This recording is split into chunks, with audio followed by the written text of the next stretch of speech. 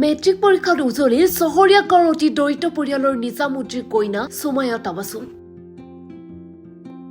Matric পৰীক্ষাত 525 number লাভ কৰি 5টা বিষয়ত লেটাৰ সহ ডিষ্টিংশ্যন পাবলৈ সক্ষম হৈছে অতি দৰিদ্ৰ পৰিয়ালৰ কইনা সুমায়া তাবাছুমে। সুমায়া তাবাছুমে চহৰীয়া গাঁও জ্ঞানজ্যোতি বিদ্যাপীঠৰ পৰা অৱতীৰ্ণ হৈছিল মেট্ৰিক পৰীক্ষাত আৰু 87.5% লাভ কৰিবলৈ সক্ষম হৈছে সুমায়া তাবাছুমে। কইনাৰী সফলতাৰ উৎফুল্লিত পিতৃ মাতৃ শিক্ষাগুৰুসকল। অতি দৰিদ্ৰ পৰিয়ালৰ সুমায়া তাবাছুমৰ সপোন এজন সুদক্ষ চিকিৎসক হোৱাৰ। চিকিৎসক হৈ সমাজৰ বাবে কাম কৰাৰ হেঁপাহ সুমায়া তাবাছুমৰ। কিন্তু আৰ্থিকভাৱে জুৰুলা হৈ পৰা পৰিয়ালটোৰ বাবে এতিয়া প্ৰয়োজন হৈছে সহায়ৰ। নিজ কইনাৰ সপোন পূৰণৰ বাবে পিতৃৰ কাতৰ অনুৰোধ কোনোবা হৃদয়বান ব্যক্তি আহি সুমায়া তাবাছুমৰ এই দৰিদ্ৰ পৰিয়ালটোৰ কাষত থিয় হবলৈ আহ্বান সুমায়া তাবাছুমৰ পিতৃ নিজামুদ্দিনৰ। বিদ্যালয়ৰ পৰা এনেকুৱা ভাল ফলাফলেৰে উত্তীৰ্ণ হ'ম বুলি ভবা নাছিলোঁ। মই কঠোৰ পৰিশ্ৰম কৰিছিলোঁ আৰু মই মোৰ কঠোৰ পৰিশ্ৰমৰ ফল এতিয়া পালোঁ। মোৰ ছাৰ বাইদেউসকলেও বহুতো সহায় কৰিছিলে। মোৰ মা দেউতাই মোক বহুত ছাপোৰ্ট কৰিছে।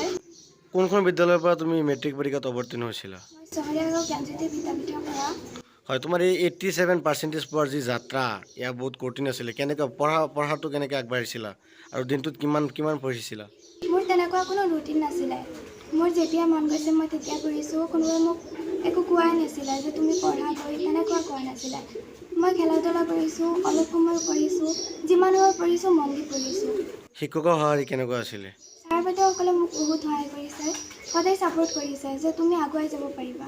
ভৱিষ্যত কি হোৱাৰ সপোন আছে তোমাৰ? কি পঢ়াৰ ইচ্ছা আছে? মোৰ এজনী সুদক্ষ চিকিৎসক হোৱাৰ সপোন আছে। বহুত ভাল লাগিছে। এই জ্ঞানজ্যোতি স্কুলৰ ছাৰসকলেও বহুত সহায় কৰিছে। সেইটো কাৰণে মোৰ ছোৱালীজনী ইমানখিনি আগবাঢ়িব পাৰিছে, পাৰ্চেণ্টেজমান হ'ব পাৰিছে। ভাবি আছোঁ তেখেতৰো যেতিয়া এই ডক্টৰৰ হোৱাৰ আশা আছে, ছায়েন্সতে পঢ়াম বুলি আশা কৰিছোঁ। জানো এতিয়া আৰ্থিকে কি কৰে, আৰ্থিকে কিমান দিয়ে। তাই যিহেতু 87% লৈ সকলোৱে উত্তীৰ্ণ হৈছে মেট্ৰিকত, 87% তাৰ যি যাত্ৰা, সি কিমান ঘণ্টা পঢ়িছিলে ঘৰত, কিমান ব্যস্ত আছিলে লিখা পঢ়াত? পঢ়িছে, যিমান টাইম পঢ়িছে ভালকৈ মন দি পঢ়িছে।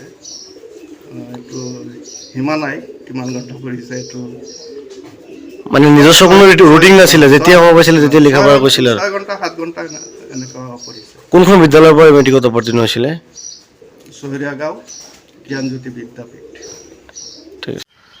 আমাৰ স্কুলৰ আগৰ পৰা সুনাম আছে আৰু এবাৰ 8টাই পাইছিলোঁ, 2টা পাইছিলে। এইবাৰো আমাৰ সুনাম হৈছে, আমি খুবেই সন্তুষ্টি বিদ্যালয়ৰ ছাত্ৰীজনীৰ কাৰণে। লগতে আৰু এজনীও পাইছে, 87% পাইছে, মুছলিহা বেগমে।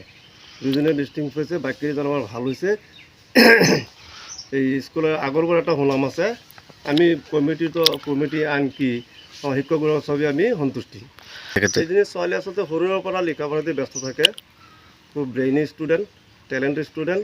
লিখা পঢ়া বাদে আৰু কোনো কামেই নাছিলে, সদায় লিখা পঢ়া লাগি থাকে। তাইৰ আমি ভৱিষ্যতৰ কামনা কৰিছোঁ, তাই আমাৰ অঞ্চলৰ এটা সুনাম কঢ়িয়াই আনিব। আৰু আমাৰ গোটেই স্কুলৰ এটা সুনাম কঢ়িয়াই আনিছে। আৰু এজনী মুছলিহা বেগম, তাইও আনিছে সুনাম কঢ়িয়াই। যিহেতু এজনী মানে আপোনাৰ এই ভিতৰুৱা অঞ্চলৰ একেবাৰে দুখীয়া পৰিয়ালৰ ছাত্ৰীয়ে আজি এনেকুৱা এটা স্থান পাবলৈ সক্ষম হৈছে বা এনেকুৱা এটা মাৰ্ক লৈ পেলাই মেট্ৰিকত সকলোৱে উত্তীৰ্ণ হৈছে, সেই হিচাপে আপুনি কি ক'ব? যিহেতু এজন শিক্ষক আপুনি।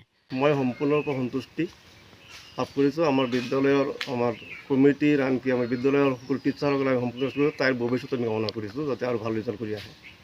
সমগ্ৰ পশ্চিমবংগৰ তাঁতশালৰ বস্ত্ৰ প্ৰস্তুতকাৰী বিবি টেক্সটাইল। বিবি টেক্সটাইলে আনিছে সুখবৰ।